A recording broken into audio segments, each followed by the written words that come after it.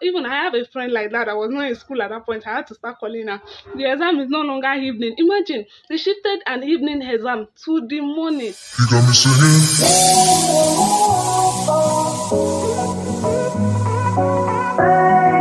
Hey guys, welcome to my channel. My name is Etitolu Alokbe, and if you're a new subscriber, thank you for joining me.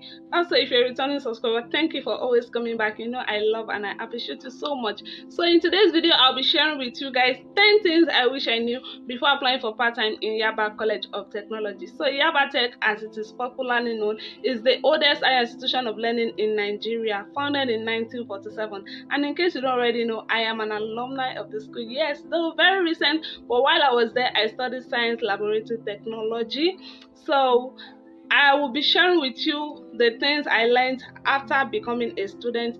And so if you know you're planning on applying for admission, or you've already applied for admission into part-time, then this is something you want to watch. If you like this video, kindly give it a thumbs up, and if you have any question, whether along while you're watching this video or at the end, kindly let me know in the comment section. Don't worry, I'll be very glad to answer you. Also subscribe to my channel and turn on post notification in case I am dropping a new video. So without wasting much time, let us get into it. Actually, I have my points jotted down here, and everything I'm going to be saying is going to be based on personal experience. So now this is not just to discourage you from applying, or maybe you've applied, you want to stop. This is actually to let you know some things that I wish I knew, and you might actually, or you will definitely encounter, especially if you are in my department, science lab tech. So in no particular order, number one, the first point I have here is that the school fees for the part-time is more expensive than the full-time. Now, the school fees varies based on your department or the year. I remember the amount I paid in year 1 is not the same thing as year 2. So basically, I think it becomes cheaper as you go, but it depends on the department. But then just the one thing that is constant is the fact that if you're studying for part-time, your school fees is more expensive. I don't know the difference, but then they increase school fees anytime, but the school fees is more expensive than the full-time. So in case you don't know, the school runs a full-time program and part-time too. So if, for example, the full-time are paying 50,000, then the part-time for that same course, that same department might be paying 70,000. So because the part-time is run by internal affairs, so they have like control over the amount they want you to like pay. So if you're going, you have to, because some you might have, I actually have someone that had that kind of experience. They didn't know, because they were getting information from someone that did full-time, so they were using that to gauge how much they will spend, only for them to realize the fact that the program they are running, which is part-time, is more expensive than the full-time. So you have to know that if you are going for part-time, the school fees is more, pretty much everything is more expensive than the full-time one. I think maybe it's because they assume you're working, so you have money, and that is actually, I don't know, but that is just one thing you need to know. Another important thing you need to know is late hours lecture. Yes, for me, our lecture starts by 5 and end by 9. In my first year, they actually follow this time. We start lectures 5 and we end 9. Yes, most of the time, especially Monday, Tuesday, Thursday, and Friday for my first year. Wednesday is usually like practical for my first year, but then the late hour lectures, some lecturers will even delay to like 9:30. So if you are living somewhere far, now that might prove as a challenge for you, because especially with the rate of insecurity in the country right now, so that might actually be a big challenge, you know, going to somewhere far where you still have to spend like 2 hours to 3 hours before getting home, and then you are just leaving school by 9:30, and because sometimes when you are even done with lectures, you still have to quickly attend to 1 or 2 things. So that will actually prove as a challenge sometimes. So if you know you are not living, you have to have it at the back of your mind that you will be getting home late most of the time. So before you and this school is situated in Lagos, the center for traffic, the headquarter of traffic in Nigeria. So imagine again. Let me also let you know something with these late hour lectures I've just said. Now the part-time I did is a weekday part-time. We also have weekend part-time. I think for like I said I'm talking based on my own personal experience. So the department I was in, we have or the particular class I was in, studying science lab tech, it was weekday part-time. There was no weekend part-time available for that particular course. So it is weekdays. So I don't know. There are some other courses, I think accounting, that have like weekend part-times. You go Sunday and Saturday. So there is that for that. Now the third point I have here is no hostel facilities. And that is why the second point I made, which is later lecture, is a problem, because there is no hostel facilities available for part-time. Yes, there is no hostel. Even the hostel is not enough for the full-time, talk less of the part-time. So there is no hostel facilities available for the part-time. So if you are going to be coming from maybe another state or even within the state but from a long distance, you might want to, because of the fact that you'll be having late hour lectures, you might want to get somewhere close to the school. You might actually want to get some, because that is what most of us do, because sometimes you might not be allowed to sleep in the school. There are some students that do that. I'm not about to go into that. But then you might actually want to get somewhere close by, and that is actually usually very expensive, unlike if you are in the hostel. So these are the things you should know. It's not like you would get admitted at the end of the day and then you realize the fact that there is nowhere for you to live. So just have it at the back of your mind that you need to also think of where to live if you are coming from a far place. But if your place is somewhere near, then that's good. Just be going from home to school and coming back, just like I did. So, but then if you are living in a far place, then you might actually want to get an apartment close to school. Another thing, the fourth point is, if you are a working class student, you might have a challenge depending on where you are working. You will always miss work. What do I mean by that?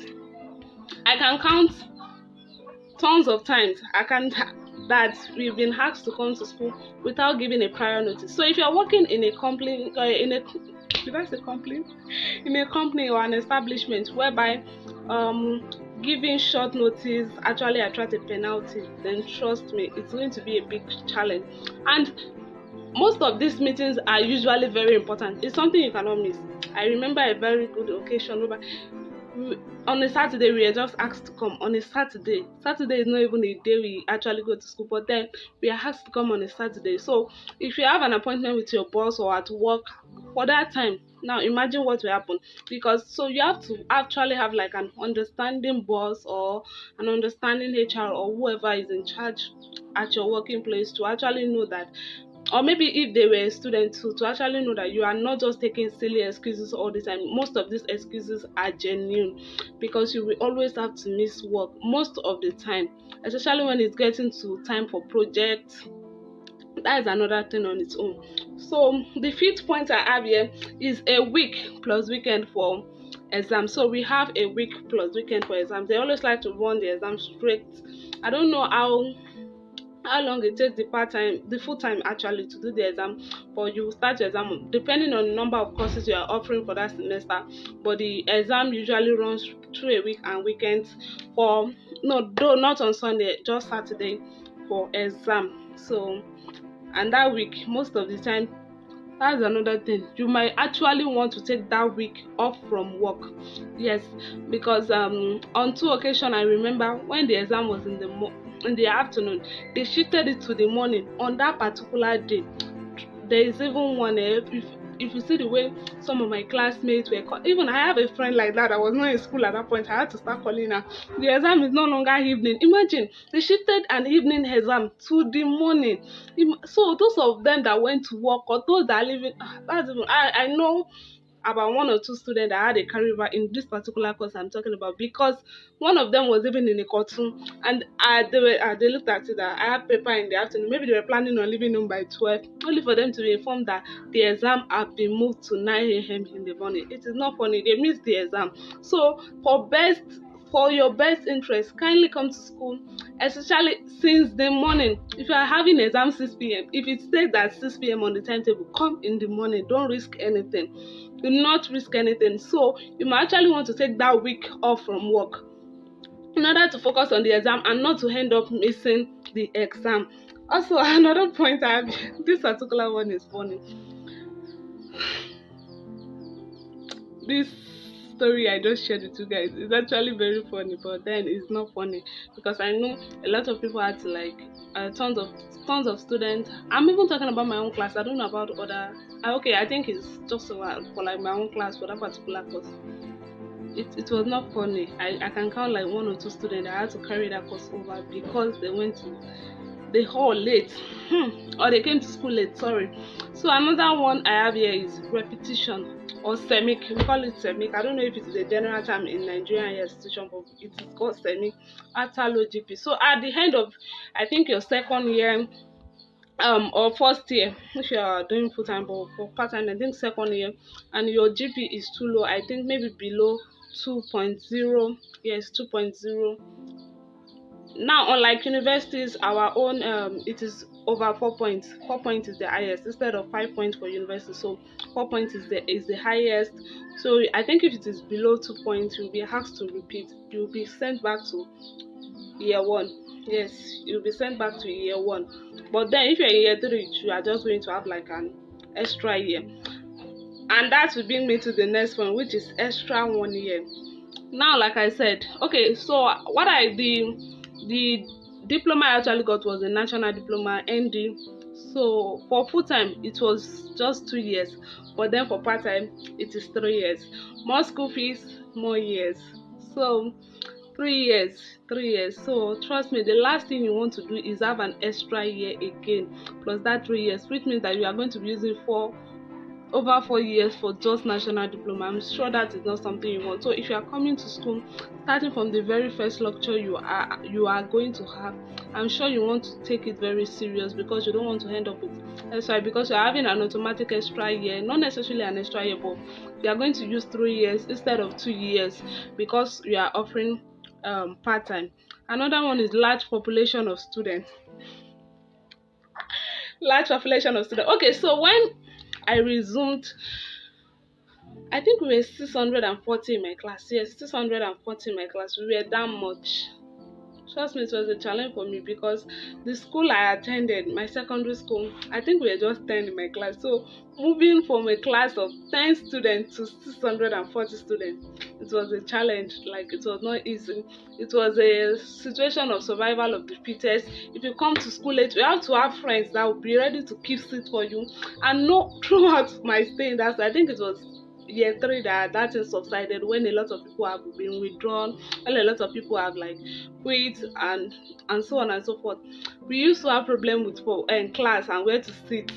Like, especially we were so much like, if you do not ask your friend to keep seat for you, and you come late, even 30 minutes after 5, just forget it. The entire seat is occupied. Even when the seats are empty, they are going to be telling you someone is there. Those are for the people that get seats for their friends.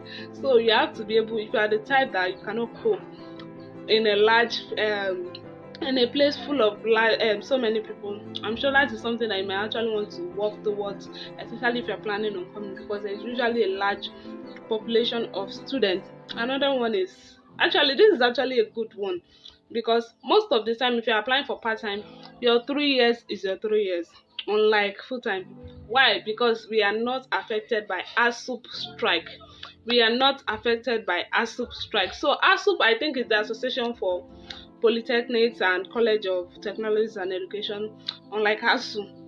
So our full-time is usually affected by ASUP strike. Like I said, the part-time is run by internal affairs, so it does not belong to like the government or anything. So I think except from that one time when they asked us to go on a 2 weeks definite strike, there's nothing like strike when it comes to ASUP. Yes, so even if ASUP is so sometimes when ASUP and ASUP were on strike at a time, then I remember, and I told someone that I was going to school, they're like, so it sounded like a lie. I am sure they don't understand the fact that I was doing part-time, you understand? So then that is just like an advantage. Your 3 years is your 3 years, no unnecessary strike. Another one is, we have a nickname which every alumni of Yabatech can testify to. We are called YABA College of Tension. YABA College of Tension. Trust me, that name is just not an ordinary name. Yabatech actually held that name, because I'm very sure it's not like that in other schools, because I know some of my friends from other schools and it is not that hard, because unnecessary rules. Everywhere is just too tense. From the word tension, everywhere is just too tense. Like things that would naturally not prove as a challenge in other schools is actually what will make you sweat in Yabatech. So if you cannot handle stress, start working towards it before coming. Even as low as submitting your file is something you will sweat. Some you even go as far as giving bribe. I don't want to go into that.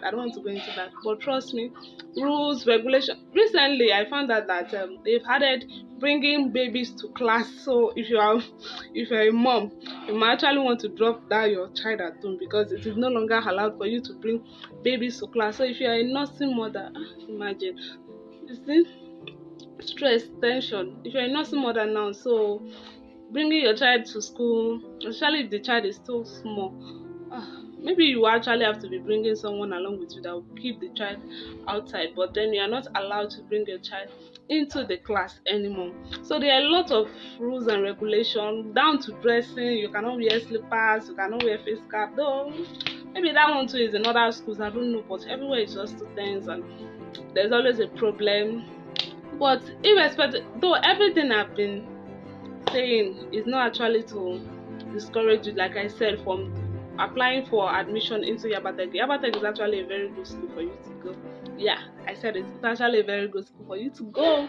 You are just going to get that thing you want. You're just going to get it, because no, though the educational system in Nigeria now is nothing to write home about, but at least some are still better than the other, and I feel like those that are better than the Yabatech fall under that.